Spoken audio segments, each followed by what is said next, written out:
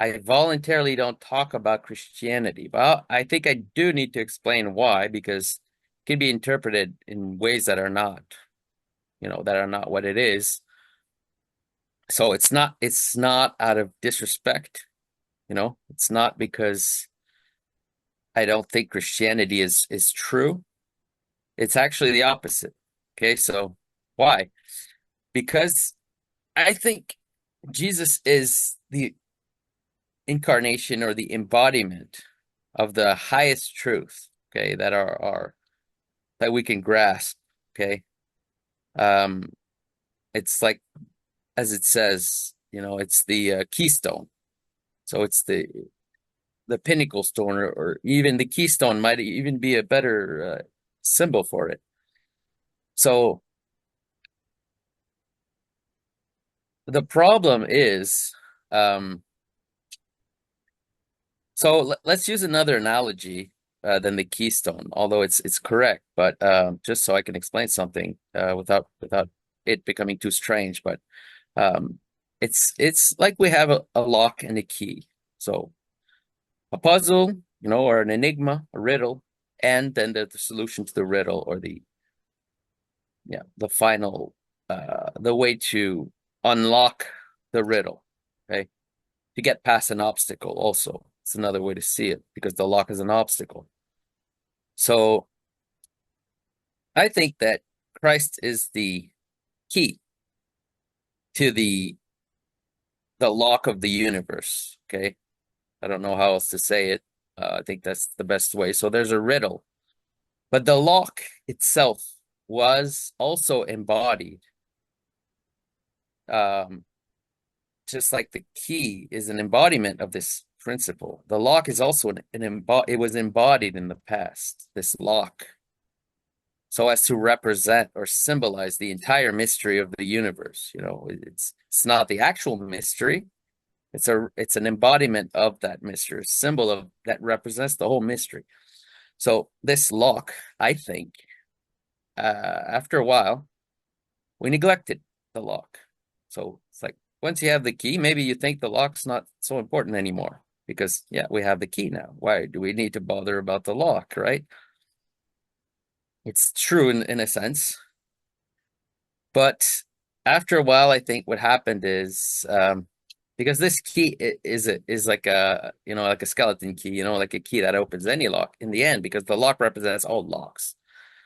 The lock, so we use the key to unlock many locks, and then at one point we kind of focused more on other locks.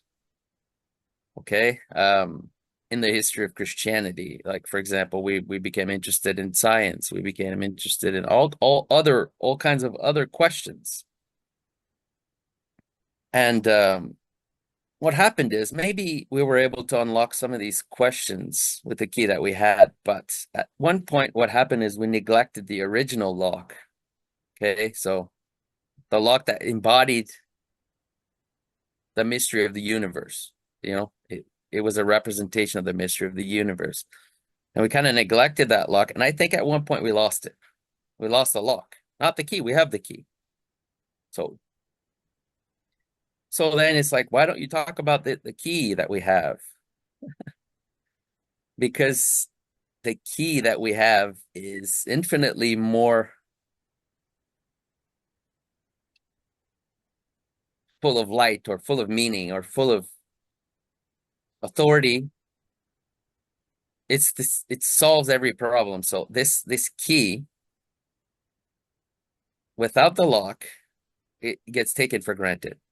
That's what I'm saying. So even though you have the key, if you don't have the lock, you don't realize what this key is capable of unlocking or answering as a riddle. You lost the riddle.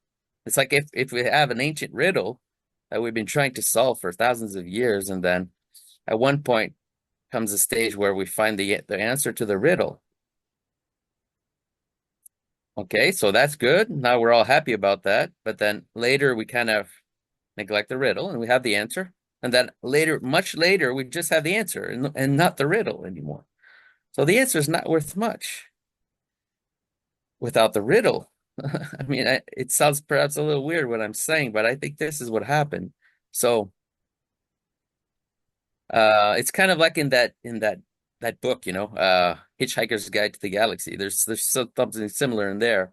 We're looking for the answer to the ultimate question of the universe and everything, and then it's like we calculate that for millions of years, and the answer is just 42. Okay, 42. That's the answer to everything. Okay. So, I mean, the people who wrote that book were, were doing it kind of ironically, but it's interesting. The idea is interesting. We have the solution, but not the question. So, what is that worth? 42. What is that solution worth? Not much. So now we got to find what was the question again? What was the question? If the answer is 42. So I think we kind of put ourselves in this kind of situation where we have the answer, we have the key, but we lost the lock. We neglected the lock, we let it rust. And maybe we even at one point kind of just threw it away.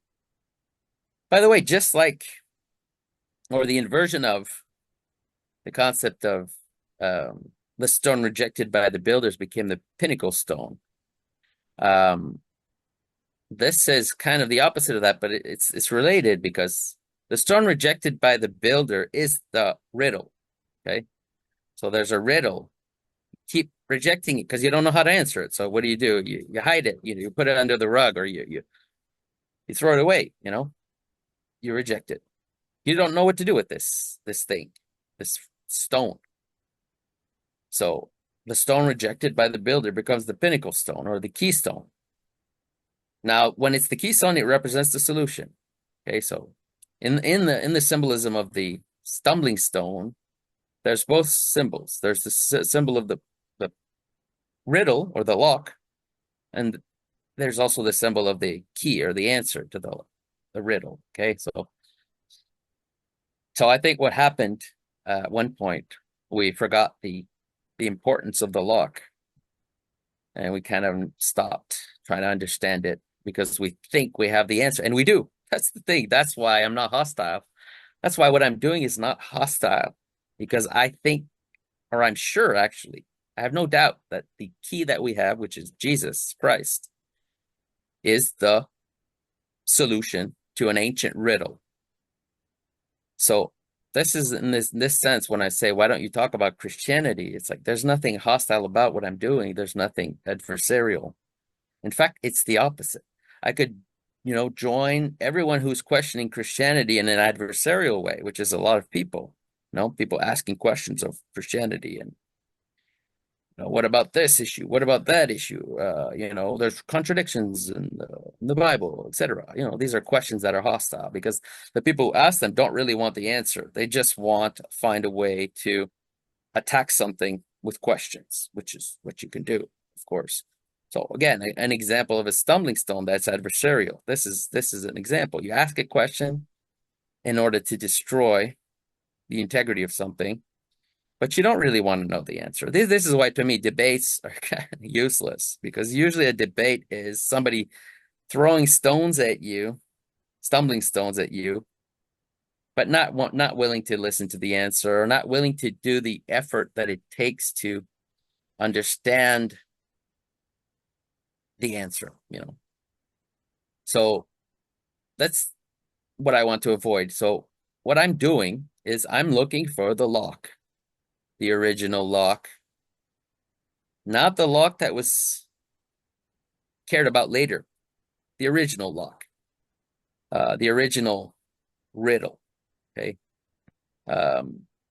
And because it's lost, I think, truly lost. And this riddle, that's why a lot of what I say sounds a lot like Judaism. It does. It does sound a lot like Judaism. I've been told that, and it's true.